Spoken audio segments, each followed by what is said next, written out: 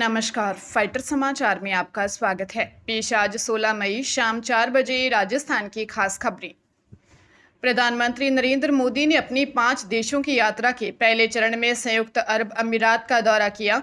Abu Dhabi में PM Modi और UAE के राष्ट्रपति शेख मोहम्मद बिन जायद अल नाह्यान के बीच हुए द्विपक्षीय बैठक में एलपीजी आपूर्ति और सामरिक पेट्रोलियम रिजर्व को लेकर अहम समझौते हुए।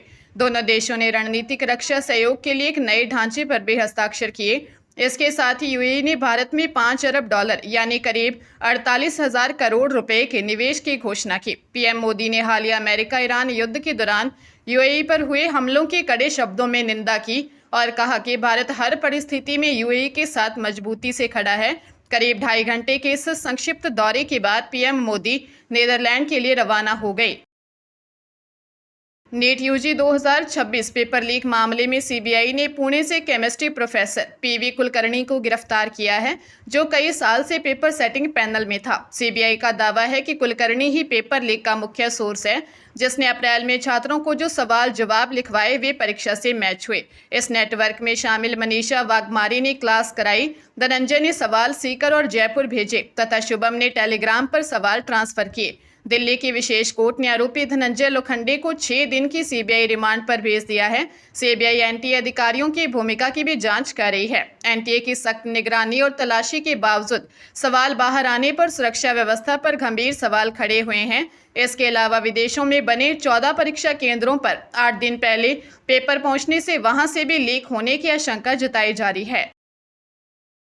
देश के 23 आईआईटी में प्रवेश के लिए जेईई एडवांस 2026 परीक्षा कल 2 पारियों में कंप्यूटर आधारित मोड पर आयोजित होगी। आईआईटी रुड़की द्वारा परीक्षा के एडमिट कार्ड पहले ही जारी किए जा चुके हैं, जिन्हें उम्मीदवार रजिस्ट्रेशन नंबर, जन्म तिथि और मोबाइल नंबर दर्ज कर आधिकारिक वेबसाइट से डाउनलोड कर सकते हैं।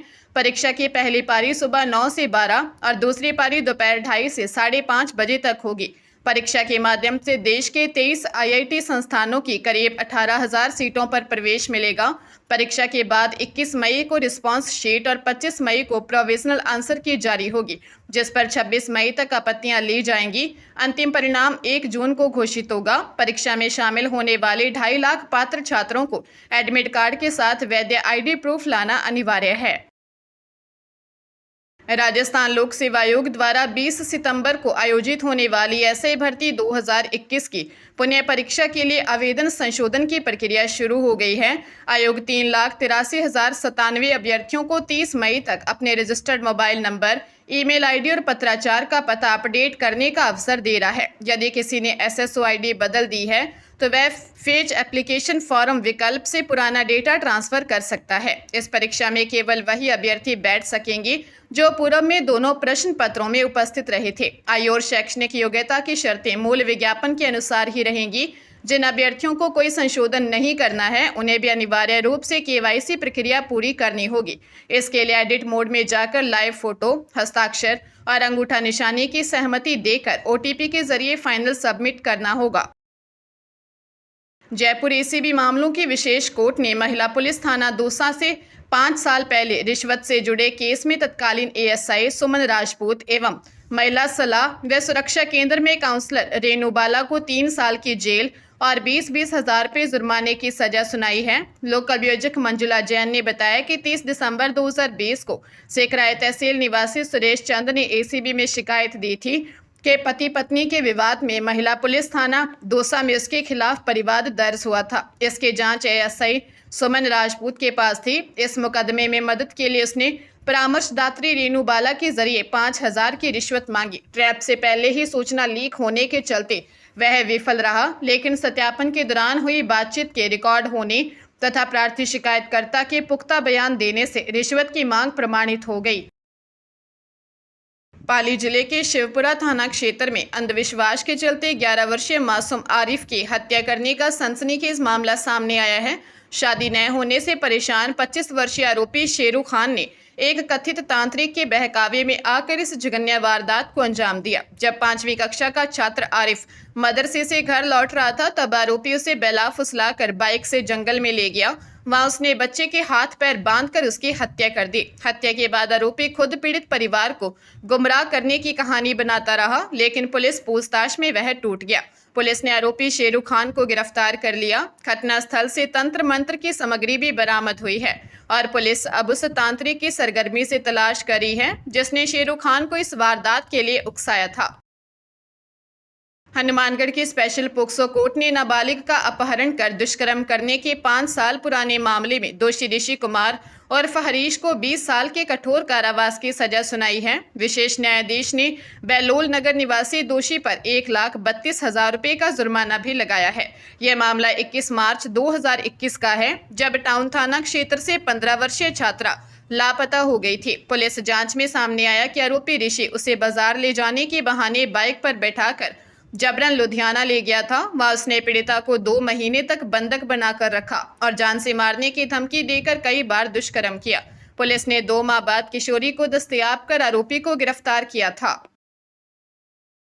पंजाब के युवाओं में विदेश जाने का क्रेज का फायदा उठाकर सोशल मीडिया पर सक्रिय एनआरआई विधवा गैंग उन्हें अपनी गैंग का शिकार बना रहा है। यह गैंग इंटरनेट पर महंगी गाड़ियों, आलीशान घरों और विदेशी दफ्तरों की तस्वीरें डालकर खुद को कनाडा, ऑस्ट्रेलिया या दुबई के अमीर विधवा कारोबारी बताता है। इसके बाद युवाओं को विदेश में बिजनेस पार्टनर बनाने, नौकरी देने या शादी करने का झांसा दिया जाता है।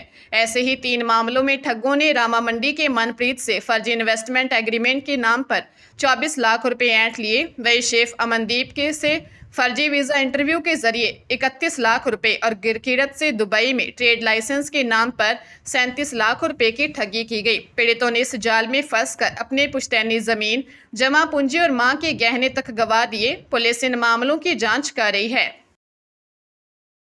आईपीएल 2026 में प्लेऑफ की रेस रोमांचक हो गई है। बेंगलुरु और गुजरात 16-16 पॉइंट्स के साथ टॉप पर है। आज गुजरात का सामना कोलकाता से होगा। गुजरात जीतकर पहले स्थान पर आ सकती है, जबकि हारने पर कोलकाता बाहर हो जाएगी। हैदराबाद 14 पॉइंट्स के साथ तीसरे और पंजाब 13 पॉइंट्स के साथ चौथे नंबर पर है। पंजाब को आगे बढ़ने के लिए अपने बचे दोनों मैच जीतने होंगे। राजस्थान की टीम 12 पॉइंट्स लेकर 5वें स्थान पर आ गई है और उसे तीनों मैच जीतने जरूरी हैं। चेन्नई लगातार 3 जीत के बाद लखनऊ से हारकर 6ठे स्थान पर खिसक गई है।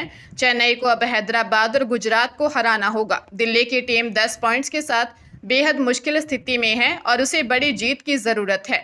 मुंबई और लखनऊ पहले ही प्लेऑफ की रेस से बाहर हो चुके हैं, जिससे समीकरण बदल रहे हैं।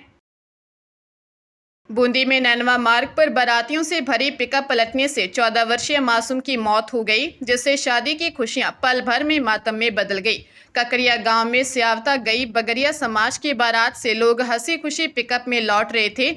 इस दौरान बछौला के पास एक तीखे मोड़ पर तेज रफ्तार वाहन अनियंत्रित होकर पलट गया। चीख पुकार मचते ही आसपास के ग्रामीण मदद के लिए दौड़े और घायलों को बाहर निकाला। हादसे में चालक सहित 8 लोग गंभीर रूप से घायल हो गए, जिन्हें अस्पताल पहुंचाया गया। जिस घर में कुछ देर पहले तक शहनाइयां गूंज रही थी, वहां अब अपनों की चीखें और सन्नाटा पसरा है। अपनों को खोने के इस गहरे सदमे ने पूरे गांव को झकझोर कर रख दिया है। पुलिस मामले की जांच कर रही है। हरियाणा के हांसी में कृषि यंत्र कारोबारी संदीप की हत्या के मामले में हिसार कोर्ट ने मुख्य दोषी राहुल को उम्र कैद की सजा सुनाई है। सेशन जज अलका मलिक की कोर्ट ने उत्तम नगर निवासी राहुल को आजीवन कारावास की सजा के साथ 1,80,000 रुपये का जुर्माना भी लगाया है। मामला 6 अप्रैल 2022 का है। हांसी के तुशाम रोड पर संदीप की कृषि यंत्र की दुकान थी। रात के समय बाइक पर आए हमलावरों ने दुकान में घुसकर संदीप पर ताबड़तोड़ फायरिंग कर दी थी। अस्पताल ले जाते समय संदीप ने हमलावर के रूप में राहुल का नाम बताया था, जिसके बाद उसकी मौत हो गई। पुलिस ने मृतक के भाई सोनू की शिकायत पर मामला दर्ज किया था। अदालत ने गवाहों और सबूतों के आधार पर राहुल को दोषी करार दिया।